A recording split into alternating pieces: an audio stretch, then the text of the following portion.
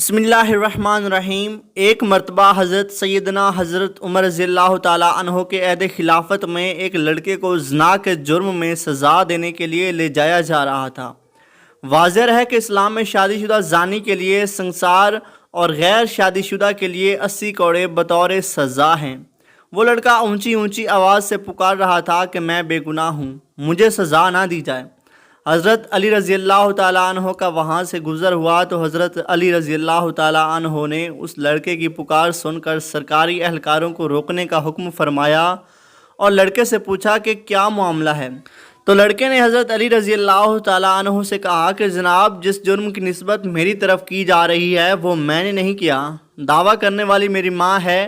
حضرت علی رضی اللہ تعالیٰ عنہ نے فرمایا اس کی سزا کو روک دیا جائے، میں اس کیس کو دوبارہ سن لوں، اگر یہ لڑکا گناہ گار ہوا تو تب سزا دینا۔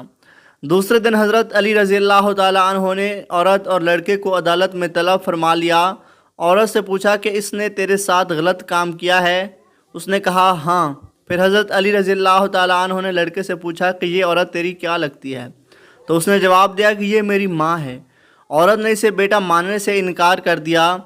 فیصلہ سننے کے لیے لوگوں کا بہت زیادہ ہجوم جمع تھا۔ حضرت علی رضی اللہ تعالیٰ عنہ نے فرمایا تو اچھا پھر اے عورت، میں اس لڑکے کا تیرے ساتھ اتنے حق مار کے بدلے نکاح کرتا ہوں۔ تو عورت چیخ اٹھی کہ اے علی رضی اللہ تعالیٰ عنہ، کیا کسی بیٹے کا ماں کے ساتھ نکاح ہو سکتا ہے؟ حضرت علی رضی اللہ تعالیٰ عنہ نے استفسار فرمایا کہ کیا مطلب؟ تو اس عورت نے جواب دیا کہ اے علی رضی اللہ تعالیٰ عنہ، یہ لڑکا تو واقعی میرا بیٹا ہے۔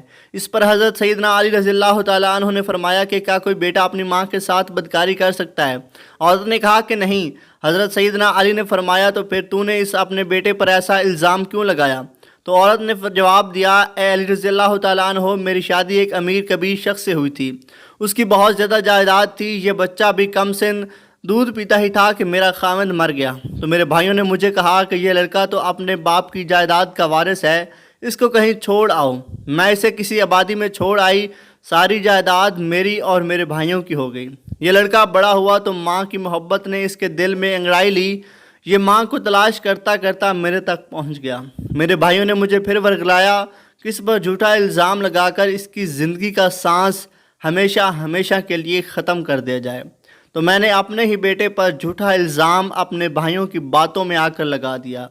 حقیقت یہ ہے کہ یہ میرا بیٹا ہے اور بالکل بے گناہ ہے۔ جب اس واقعے کا علم امیر المومنین خلیفۃ المسلمین خلیفہ دوم سیدنا عمر ابن خطاب رضی اللہ تعالیٰ عنہ کو ہوا تو آپ رضی اللہ تعالیٰ عنہ نے فرمایا کہ اگر آج علی رضی اللہ تعالیٰ عنہ نہ ہوتے تو آج عمر ہلاک ہو جاتا۔ اگر ویڈیو اچھی لگی ہو تو ویڈیو کو لائک اور چینل کو سبسکرائب ضرور کیجیے گا۔ اللہ حافظ۔